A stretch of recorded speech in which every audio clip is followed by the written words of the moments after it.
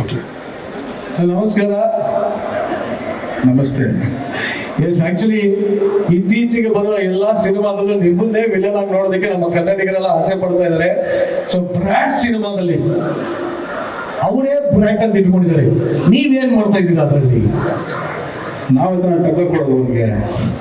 ಏನಿದು? ನಾವೇ ಟಕ್ಕರ್ ಕೊಡೋದು ಅವ್ರಿಗೆ. ಟಕ್ಕರ್ ಕೊಡೋದು. ಓಕೆ, ಒಬ್ರು ಉದ್ದ ಇದ್ದಾರೆ, ಒಬ್ರು ಅಗಲ ಇದ್ದಾರೆ. ಯಾವ ತರ ಟಕ್ಕರ್ ಕೊಡ್ತೀರಾ ಸರ್? ನೋಡಿ, ತಲೆ ಕೆಡ್ಕೊಂತವ್ರೆ ಆ ತರ. ಅಲ್ಲ ಅಂದ್ರೆ ಚೂರು ಆಡಿಯನ್ಸ್ ಚೂರು ಬಿಟ್ಕೊಳ್ಳೋಣ ಅಂತ ಯಾವ ತರ ಟಕ್ಕರ್ ಕೊಡ್ಬೋದು ನೀವು? ಸರ್ ನೋಡಿ, ಸಿನಿಮಾ ಮುಂದೆ ಏನು ಕೇಳ್ಬಾರ್ದು, ಸಿನಿಮಾ ಆದ್ಮೇಲೆ ಮಾತಾಡ್ಬೇಕು. ಸಿನಿಮಾ ನೀವು ಮಾತಾಡೋದೇ ಒಳ್ಳೆ ಬೈದಂಗಿರುತ್ತೆ. ಇಬ್ರು ಸ್ಟೇಜ್ ಮೇಲೆ ಅವಾಗ ಸಿನಿಮಾ ಹಾಡಿಗೆ ಹೇಳ್ಬಿಟ್ರೆ ಮನುಷ್ಯ ಸುಮ್ಮನೆ ಹಿಂಗ ಆಂಧ್ರ ನಾನು ಬಿದ್ದೋಗ್ಬಿಟ್ಟಿರ್ತೀನಿ. ಬಟ್ ಆದ್ರೂ ಯಾವ ತರ ಪಾತ್ರ ಸರ್ ಈ ಸಿನಿಮಾದಲ್ಲಿ? ಬಿಟ್ಕೊಳ್ಳ. ಇದುವರೆಗೂ ನಾನು ಆಲ್ಮೋಸ್ಟ್ ಒಂದು 8 ಸಿನಿಮಾ ಮಾಡಿದ್ದೀನಿ. ಅದರಲ್ಲಿ ಎಲ್ಲೂ ಬಂದ್ಬಿಟ್ಟು ಈ ಥರ ನನಗೆ ಒಂದು ಚಾಲೆಂಜಿಂಗ್ ಕ್ಯಾರೆಕ್ಟರ್ ಸಿಗಲಿಲ್ಲ. ಮತ್ತು ಎಲ್ಲ ಕಡೆ ಹೇಳ್ತಾರೆ ಡೈಲಾಗ್ಸ್ ಕಮ್ಮಿ ಇದೆ ಸಿನಿಮಾದಲ್ಲಿ, ಆ್ಯಕ್ಷನ್ ಜಾಸ್ತಿ ಇದೆ ಅಂತ. ಸೊ ಈ ಸಿನಿಮಾದಲ್ಲಿ ಟೋಟಲ್ ಯೂನಿಕ್ ಆಗಿ ನನ್ನ ಟೋಟಲ್ ಅಂದರೆ ನನ್ನ ಆಡು ಭಾಷೆ ಆಗಲಿ, ಹೇರ್ ಸ್ಟೈಲು ಮತ್ತು ಡ್ರೆಸ್ಸಿಂಗ್ಸು ಅದನ್ನೆಲ್ಲ ಮೀರಿ ಡೈಲಾಗ್ಸಲ್ಲಿ ತುಂಬ ಯೂನಿಕ್ ಆಗಿರುತ್ತೆ ನೋಡೋದಕ್ಕೆ ಈ ಸಿನಿಮಾ. ಮತ್ತು ಒಂದು ಭೀಮಾ ಸಿನಿಮಾ ಹೆಂಗೆ ನನಗೆ ದೊಡ್ಡ ಮೈಲಿಕಲ್ಲಿ ಆಯಿತು, ಸೊ ಆ ಥರ ಈ ಬ್ರಾಡ್ ಸಿನಿಮಾ ಬಂದರೆ ನೆಕ್ಸ್ಟ್ ಲೆವೆಲ್ಗೆ ಹೋಗ್ತೀನಿ ಅಂತ ಒಂದು ದೊಡ್ಡ ನಂಬಿಕೆ ಇದೆ. ಯಾಕಂದರೆ ಆ ಥರ ಒಂದು ನೆಕ್ಸ್ಟ್ ಲೆವೆಲ್ ಡೈರೆಕ್ಷನ್ ಇದೆ ಸಾರ್ದು. ಮತ್ತು ಸ್ಟೋರಿ ವೈಸು ಎಲ್ಲೂ ಬಂದ್ಬಿಟ್ಟು ಯಾರಿಗೂ ಬೋರ್ ಅನ್ಸಲ್ಲ, ಮತ್ತು ಎಂಟರ್ಟೈನಿಂಗ್ ಆಗಿರುತ್ತೆ. ವಾಟ್ ನೆಕ್ಸ್ಟ್ ಅಷ್ಟೇ, ಏನು ನೆಕ್ಸ್ಟ್ ಏನಾಗುತ್ತೆ ಆ ಥರ ಒಂದು ಥ್ರಿಲ್ಲಿಂಗ್ ಸಿನಿಮಾ ಇದು. ಸೊ ಎಲ್ಲರೂ ಬಂದು ಥಿಯೇಟ್ರಿಗೆ ಬಂದು ನೋಡಿ ಸಪೋರ್ಟ್ ಮಾಡಬೇಕು. ಆಕ್ಚುಲಿ ಇದರಲ್ಲಿ ಇನ್ನೊಬ್ರು ಅದ್ಭುತವಾದ ನಟ ಹಾಕೊಂಡಿದ್ದಾರೆ, ರಮೇಶ್ ಇಂದ್ರ ಅವರಿದ್ದಾರೆ. ಐ ಥಿಂಕ್ ನಿಮ್ದು ಅವ್ರದ್ದು ಕಾಂಬಿನೇಷನ್ ಇದೆ ಅನ್ಕೋತೀನಿ. So how was the experience with Ramesh Indra sir? ಅವರು ನಮ್ಮ ಪಾರ್ಟ್ನರು ಬಂದಿಲ್ಲ ಅನ್ಕೋತೀನಿ. ನನ್ನ ಪಾರ್ಟ್ನರ್ ಅವರು ರಮೇಶ್ ಇಂದ್ರ ಸರ್, ನಾನು ಪಾರ್ಟ್ನರು. ನಾವೆಲ್ಲ ಪಾರ್ಟ್ನರ್ ಸೇರಿ ಬ್ರಾಟ್ನ ಸೇರಿಸ್ಕೊಂಡಿದ್ದೀವಿ. Total 3 partner ಸೇರಿದ್ದೀವಿ. ಅವ್ರಿಗೆ ಕತೆ ಬಿಟ್ಕೊಡ್ಬೇಕು ಅಂತ ಆಸೆ, ಬಟ್ ಡೈರೆಕ್ಟ್ ಹೇಳ್ಬಿಟ್ಟಿರ್ತಾರೆ ಕತೆ ಬಿಟ್ಕೊಡ್ಬೇಡಿ, ಸಿನಿಮಾಲ್ ಬಂದು ನೋಡಿ ಅಂತ.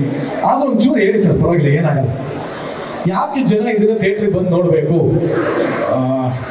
ಜನ ಏನಕ್ಕೆ ಬಂದು ಥಿಯೇಟ್ರ್ ನೋಡ್ಬೇಕಂದ್ರೆ ಒಂದೇ ಒಂದು ವಿಷಯನೇ ಸರ್, ಎಂಟರ್ಟೈನ್ಮೆಂಟು, ಟೋಟಲ್ ಎಂಟರ್ಟೈನ್ಮೆಂಟು. ಒಂದು ಆ್ಯಕ್ಷನ್ ಸೀನು ಇವಾಗ ನಾನು ನೋಡಿದ್ರೆ ಎಲ್ಲ ಅನ್ಕೊಂಡಿರ್ತಾರೋ ಆ್ಯಕ್ಷನ್ ಇರುತ್ತೆ ಅಂತ, ಇಲ್ಲ ಬೇರೆ ಏನೋ ಹೀರೋ ಸರ್ ನೋಡಿದ ತಕ್ಷಣ ಬೇರೆನೇ ಇರುತ್ತೆ, ಲವ್ ಆಗಿರುತ್ತೆ ಅಂತ.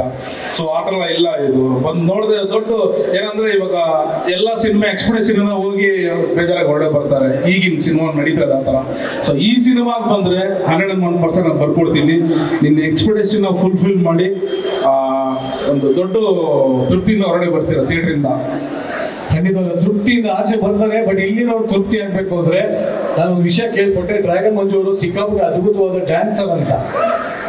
ಆಡೋಣ ಸರ್, ಆದರೆ ಇರೋಲ್ಲ. ನಮ್ಮ ಹೀರೋ ಅಲ್ಲಿದ್ದಾರೆ, ಮೇಲಿದ್ದಾರೆ. ನಮ್ಮ ಹೀರೋಯಿನ್ನು ಯಾರು? ನನ್ನ ಫ್ಯಾಮಿಲಿ ಮೇಲೆ ನಿಂತಿದ್ದಾರೆ ಅವರು. ಹಂಗ? ಓಕೆ. ಸೊ ಯಾಕೆ ಇದೇ ಒಂದು ಸಾಂಗ್ ಗಂಗಿ ಗಂಗಿ ಗಂಗಿ ಜಗ್ಗ ಬೇಡ ಲುಂಗಿ, ಇದಕ್ಕೆ ನೀವ್ ಯಾಕೆ 2 ಸ್ಟೆಪ್ ಹಾಕ್ಬಾರ್ದು? ಇಲ್ಲ, ಇವ್ ನೋಡಿ, ಇವಾಗ ಏನ್ ನಮ್ಗೆ ಆಶೀರ್ವಾದ ಮಾಡಕ್ ಬಂದಿದ್ದೀರಾ, ನೀವ್ ಹೇಳಿದ್ರೆ ಆಡ್ತೀನಿ, ಇಲ್ಲಾಂದ್ರೆ ಆಡಲ್ಲ. ಏನಪ್ಪ ಡ್ಯಾನ್ಸ್ ಬೇಕಾ? ಗೊತ್ತಿರೋದಷ್ಟು ಡ್ಯಾನ್ಸ್ ಆಡ್ತೀನಿ ಅಷ್ಟೇ. ಯಾರಪ್ಪ ಇಷ್ಟೊಂದು ವಿಜಯ್ ಹೊಡೆದಿದ್ದು? ಓಕೆ ಸರ್, ನಿಮ್ಗೆ ಡ್ಯಾನ್ಸರ್ ಬೇಕಾದ್ರು ಒಬ್ಬರೇ ಆಡ್ಬೇಕಾ? ಎಷ್ಟು ಜನ ಕರ್ಸಿ ಹೇಳಿ ಸರ್, ಎಷ್ಟು ಜನ ಬೇಕು? ಅವ್ರು ಕರ್ಸಿ ಕಾಪಿ ಮಾಡ್ತೀನಿ ಅವ್ರನ್ನ ಅಷ್ಟೇ. ಒಂದಿಬ್ರು ಕೊಡಿ ನೋಡ. ಹುಡುಗರು ಬರ್ಬೇಕಾ, ಹುಡುಗಿರು ಬರ್ಬೇಕಾ? ಹುಡುಗರು ಸರ್, ನೋಡ್ಲಿ ಬಾಯ್ಸ್. ಅವರು ಹುಡುಗರು ತುಂಬಾ ಫ್ಲೆಕ್ಸಿಬಲ್ ಆಗಿರ್ತಾರೆ, ಹಿಂಗೆ ಆಡ್ತಾರೆ ನಮ್ಮ. ಅದಕ್ಕೆ ಸಂತೋಷ. ಓಕೆ, ಬರ್ಲಿ ಆ ಸಾಂಗ್ ಬರ್ಲಿ, ಕನ್ನಡ ವರ್ಷನ್ ಬರ್ಲಿ. ಸ್ಟೆಪ್ ಬೇರೆ ಹುಡುಗರು ಆಡ್ತಾರೆ, ಹೀರೋ ಮಾತ್ರ ಏನ್ ಮಾಡ್ತಾ ಇದಾರೆ, ಅವ್ರು ಕರಿಬೇಕಲ್ಲ. ನಿಮ್ಗೆ ಹೀರೋನು ಬೇಕಾ? ಹೌದು. ಆಮೇಲೆ ಕಳಿಸ್ತೀರಿ. ಇಡೀ ಸ್ಟೇಜ್ ನಿಮ್ದು ಹೈಲೈಟ್ ಮಾಡೋಣ ಅಂತ. ಓಕೆ.